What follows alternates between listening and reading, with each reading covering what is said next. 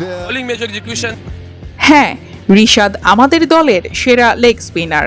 তার বল গুগলিও হয়। সত্যি বলতে সে আজ দারুণ বল করেছে।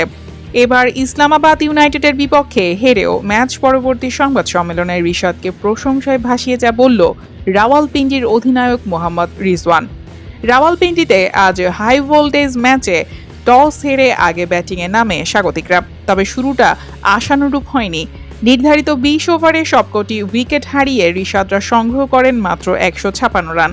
157 রানের মাঝারি লক্ষ্য তাড়া করতে নেমে দাপুটে ব্যাটিংয়ে জয় ছিনিয়ে নেয় ইসলামাবাদ ইউনাইটেড। তবে দলীয় পরাজয়ের দিনেও বল হাতে নজর কেড়েছেন বাংলাদেশি তরুণ তুর্কি রিশাদ হোসেন। 3 ওভার বল করে 36 রান খরচ করলেও তুলে নিয়েছেন গুরুত্বপূর্ণ একটি উইকেট।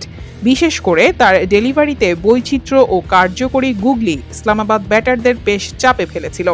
ম্যাচ পরবর্তী সংবাদ সম্মেলনে হারের কারণ এবং বোলারদের পারফরম্যান্স নিয়ে উপস্থাপকের প্রশ্নে রিজওয়ান বলেন, দেখুন, সত্যি বলতে আমরা জয়ের জন্য পর্যাপ্ত রান তুলতে পারিনি। এটা আমাদের পুরোপুরি ব্যাটিং ব্যর্থতা।